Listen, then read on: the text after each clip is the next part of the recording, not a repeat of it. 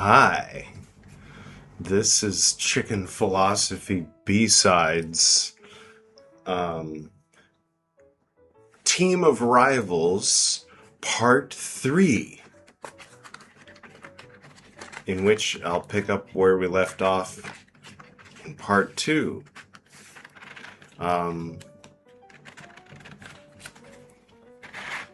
If you'd like to start at Part 1, here's the playlist. No editing.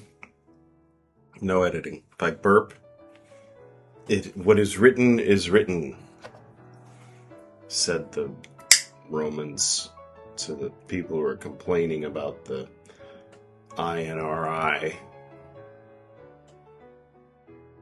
So the story goes.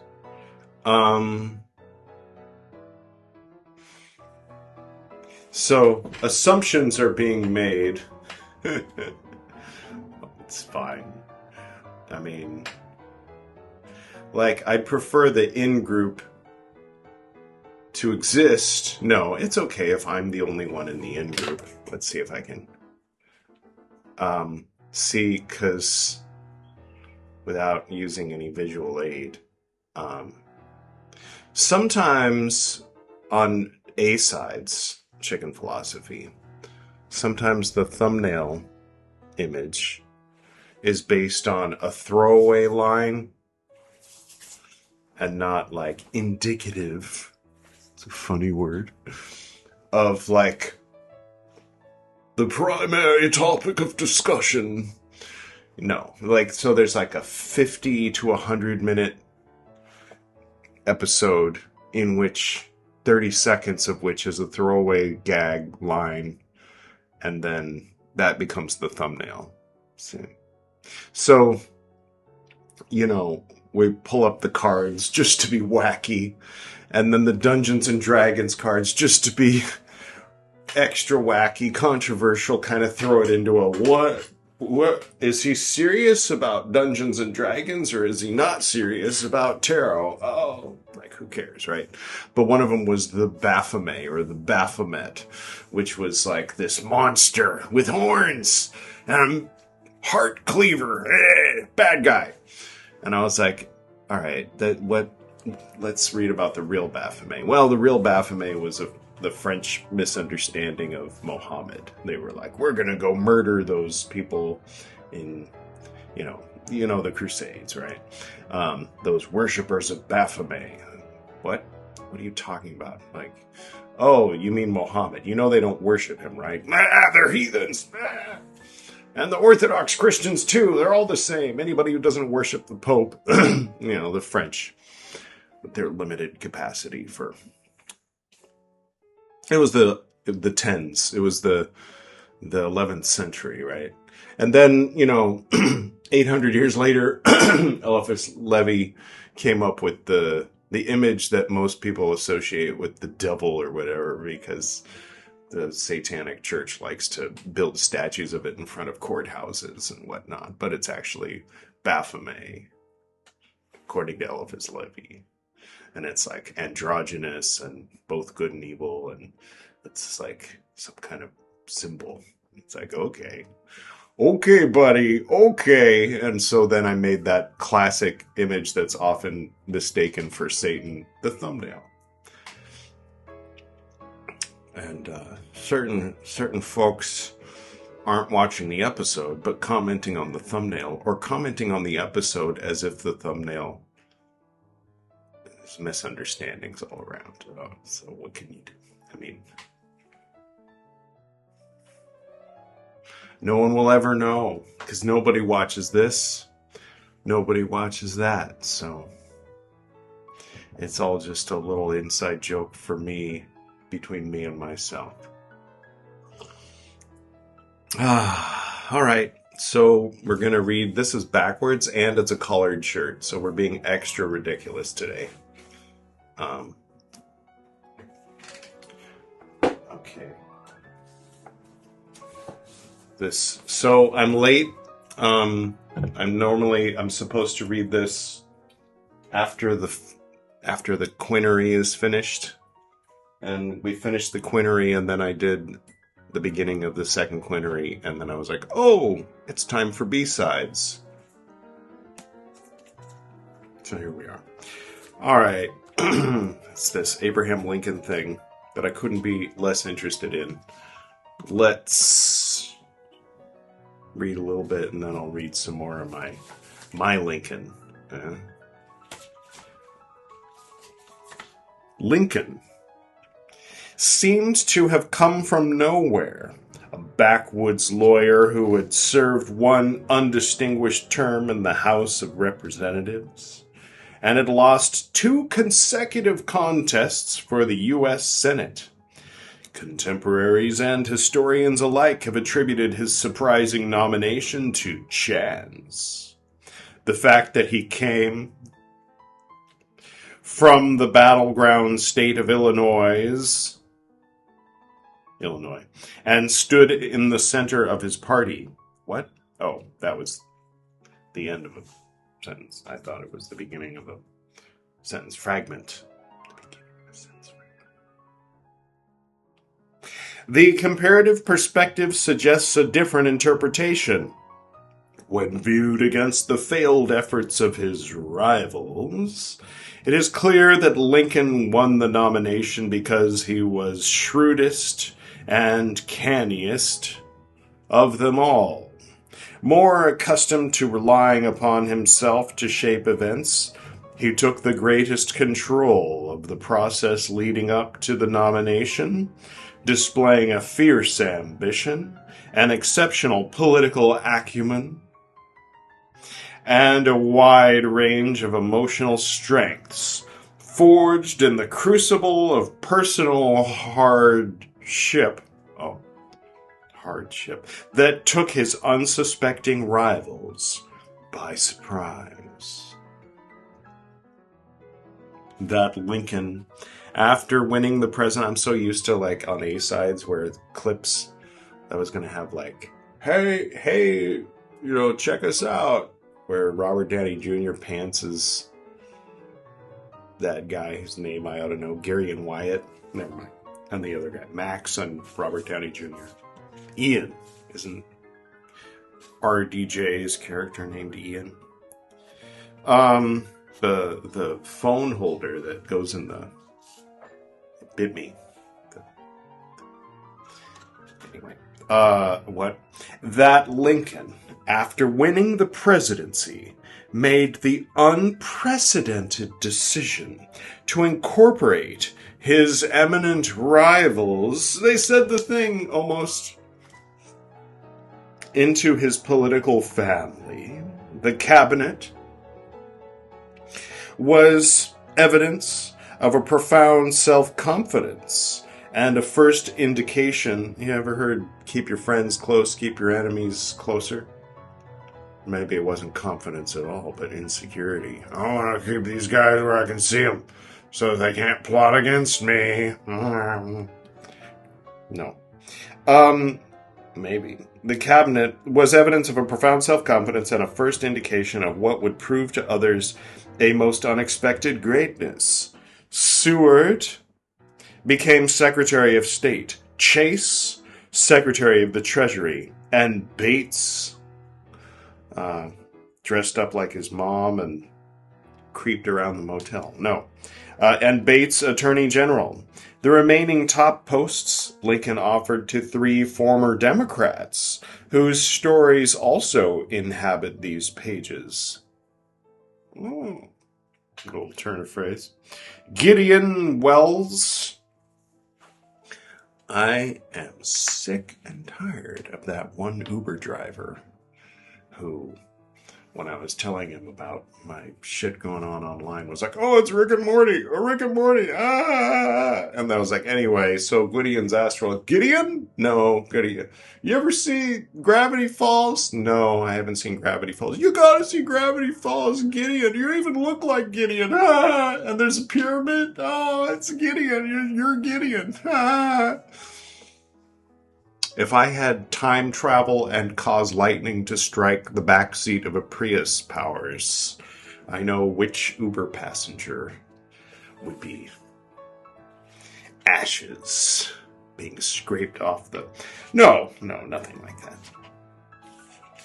Maybe I am Gideon. That's the kind of thing Gideon would do. And put Bibles in hotel drawers. What? I don't know. Whatever. Doesn't matter. Yes. Attention span. What's that? Lincoln's, quote, Neptune, end quote. There's a Lincoln in Fringe, too. I was rewatching Fringe again. And noticing how much of the New World Empire is influenced directly and indirectly by Fringe.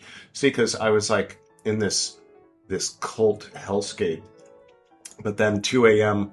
I'd go over to Gordon's and we'd watch a rerun of Fringe while I was like, on this Keef, and Bushmills Irish whiskey, and so I got all these like.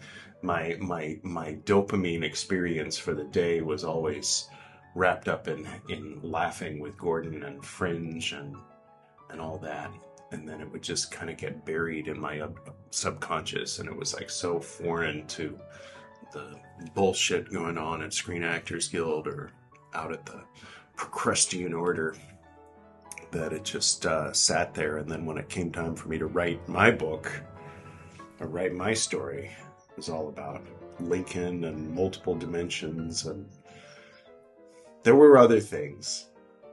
There are other Fringe elements of the TV show Fringe that found their way directly and indirectly into, or I don't know. Obviously, there's Abraham Lincoln too. So the fact that there was a character named Lincoln maybe didn't have that much. Never mind. We'll just.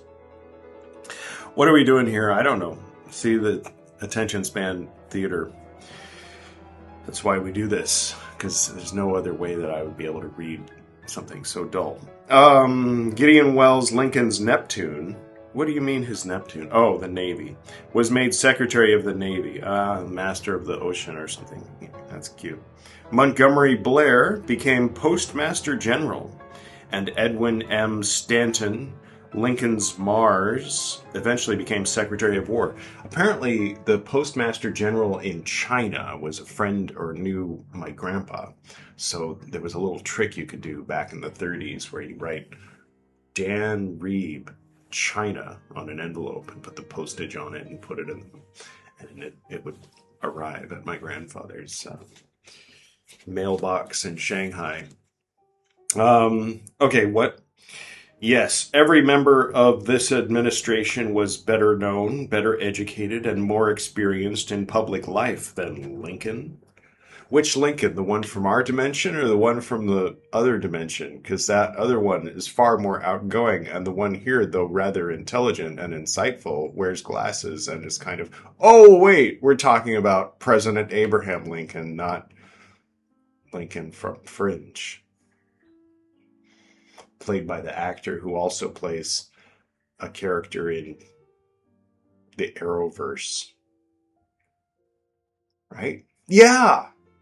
He was engaged to the lady whose sister... Remember, Flash got adopted? Not creepy Flash, normal Flash. From the Arrowverse. That Flash. His stepsister... He porked his stepsister, remember? But before that, she was with another guy and he died. And that was the same actor that played Lincoln in Fringe. And then he came back to life later and it was a little awkward. Did he come back to life or was there time travel shenanigans involved? I don't know. I'm not going to rewatch Flash. Once was enough. That was in Anjuna when I was writing all those books. Oh, wait. What are you waiting for? Don't wait. I think it helps sometimes to consume trash media when you're an artist, because then you realize, oh, it doesn't have to be good. I can just write. Okay. Thanks for the reminder.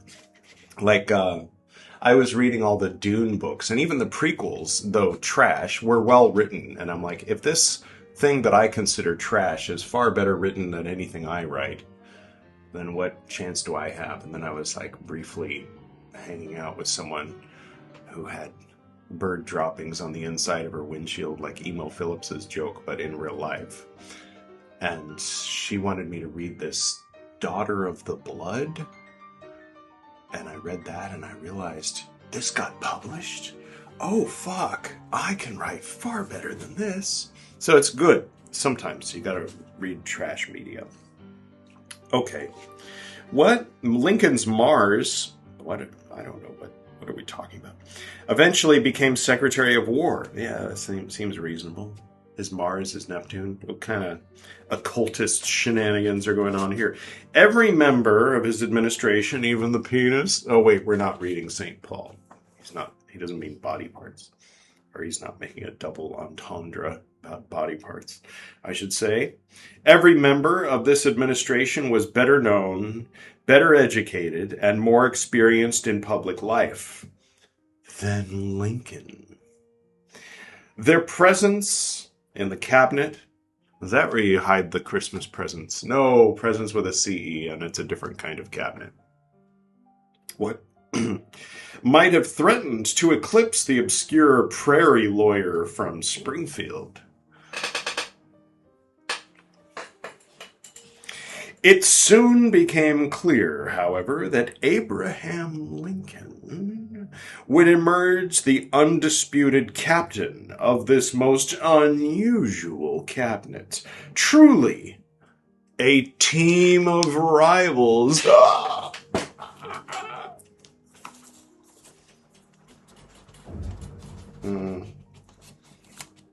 I kind of want to end there. We read 2 paragraphs and a sentence.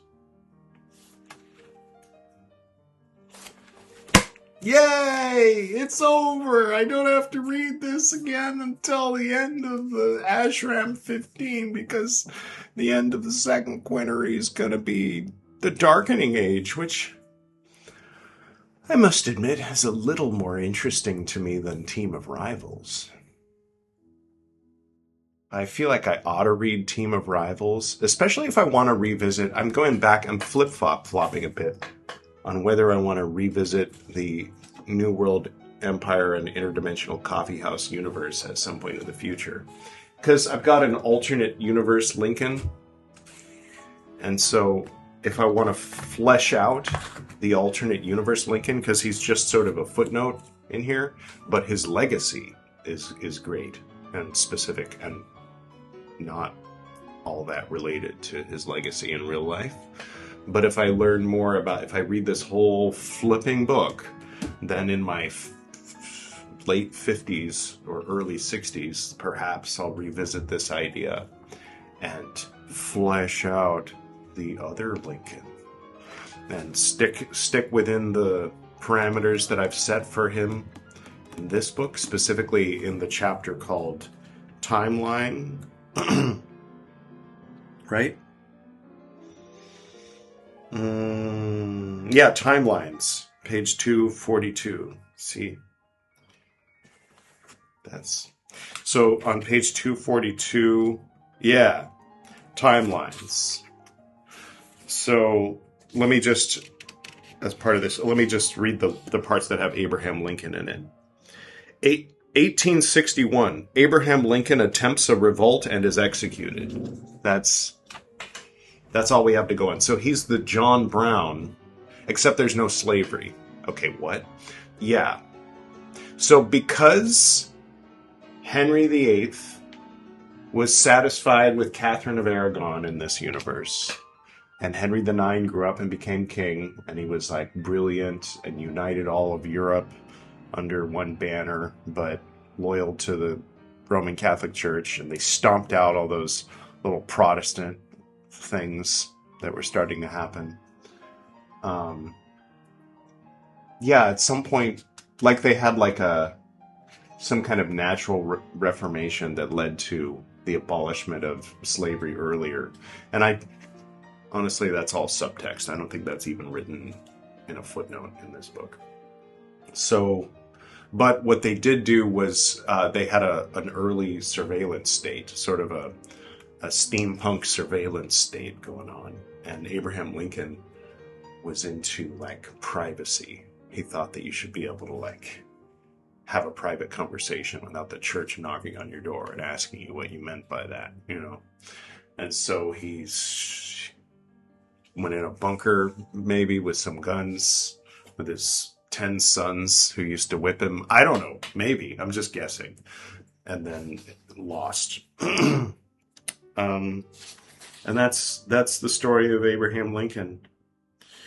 Except for 2009, anonymous resistance begins wearing Lincoln masks instead of Guy Fawkes masks, which is ironic because Guy Fawkes was pro-Catholic, and this version of Abraham Lincoln was anti-Catholic, you might say. But that's sort of like saying you're anti-American if you don't like Trump or whatever, or you don't like Epstein, or you don't like surveillance. Okay, so the audio quality just dropped because the computer randomly decided it's done. Doesn't like it being a computer anymore. All right. Two can fight that game. Try to improve the sound quality a little bit. Why the fuck? Insufficient disk space? Audacity failed to write to a file. Perhaps C is not suitable or the disk is full. How is the well, yeah, it is pretty full. All right, whatever. So yeah, anonymous resistance begins wearing Lincoln masks, 2009. Then 2118, the Lincolns send several rebels to assist Dr. Fathom. So the fun is in the empty spaces. So Lincoln attempts a revolt and is killed, and then 150 years later, people start wearing Lincoln masks instead of Guy Fawkes masks, and then another 110 years later, the Lincolns send several rebels to assist Dr. Fathom. Where is Dr. Fathom? He's on Venus. And then what's the next mention of the Lincolns? Another 180 years later, the free world's populations explode when many drones are liberated by the Lincolns at once. So the Lincolns, whoever they are, presumably spiritually, if not literally, descended from the Lincolns who wore Lincoln masks in 2009, right? Are freeing drones. What are drones? No relation to the way that the word drone ended up being used, because I was using the word drone in 2001, and so obviously, or 1999, I started using the word drone, and then later they started making these stupid little helicopters and calling them drone, and when people say the word drone, they mean those things. But in my universe, that's not what the word fucking means. Also, metaprogramming isn't just a nerd thing. Like, you see, when the program uses itself and other programs as data point within the program, that's called metaprogramming. No, metaprogramming is the programming that governs the way that the programming is programmed. And by programming, we're talking about like fucking propaganda and shit. So it's like the programming behind the programming. The people who make the programming don't know that they're programmed by the metaprogramming. That's how I use it. Also, there's other examples of words and phrases that I use differently than the dictionary does.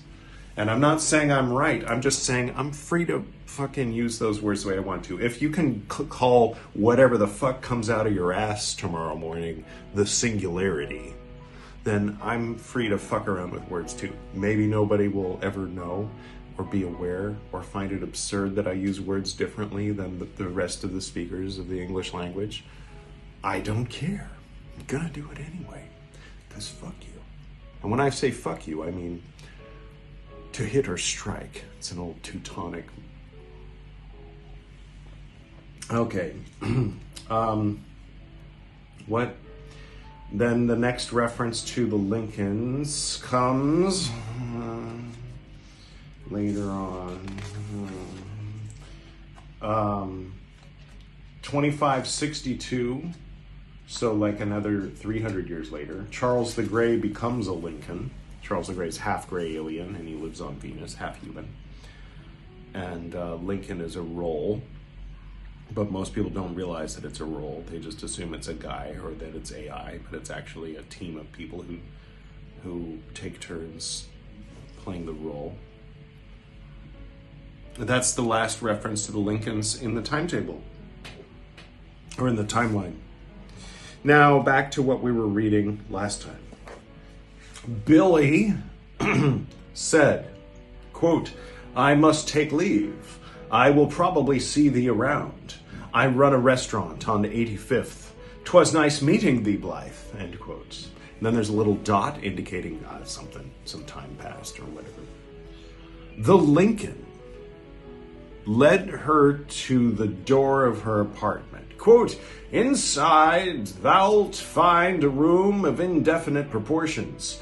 Do whatever thy wish with the memory allotted to thee. 'Tis enough for a vast field of flowers or a small room with a dog, the one being about equivalent to the other in complexity. An thou needst more than that, contact me through the flags. Thou needst not use the exact words as Billy used. 'Tis how he likes to do it." End quote. Blythe laughed for the first time in over a decade. Quote, "Dost thou have any questions?" End quote. Blythe asked, quote, "Whither is my body now?" End quote. Quote, "'Twill be a while before thou canst wake. Thou art in the subways now. Simon and Baggett are both taking care of thee." End quote.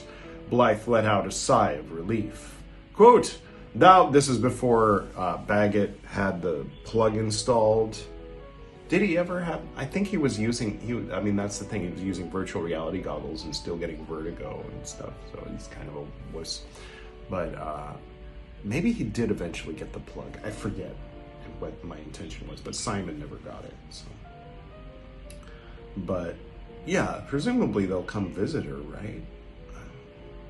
These are questions I'm asking myself. "Thou mayest walk around, explore, and thou wants privacy," end quote. The Lincoln pointed to the front door of the building. Quote, "Walk through thither, and thou'lt be in thy apartment. No one else can enter there unless thou invitest them. Thou mayest customize it with verbal command." End quote. Quote, "Thither was this Jack, methinks. I remember he was talking to me for a long time and brought me out of that nightmare." End quote. The Lincoln nodded. Quote, "His name is Charles the Grey." End quote. Now, some of you might be paying extra close attention and be like, is this Charles the Grey pretending to be the Lincoln, telling her his name is Charles the Grey? Yes, that's why she hits him later. Anybody paying attention? No, nobody. Not a chance. Quote, "I would like to meet him, and 'tis possible." End quote. "I shall inform him." And that was Lincoln. Okay, then there's a little dot. Charles the Grey opened his eyes in the real world back on Venus and looked at old Job. Job smiled at him. Quote, "Billy, the Lincoln, canst thou not be thyself?" End quote. Not only was he the Lincoln, he was Billy too. What the fuck this creepy Charles the Grey doing? Charles the Grey looked down. Quote, "I was nervous. I shall introduce myself soon." End quote. So when we talk about the Lincoln here, in this context, we're really talking about Charles the Grey. I think New Ancient Land is a good place to continue because it kind of grows out of the legacy of the Lincolns, though it has other things influencing its development. So I'll put the sticky there. New Ancient Land. It's what's next in part 4 of Team of Rivals here on Chicken Philosophy B-Sides. Let's see if we can make this exactly 1/2 hour.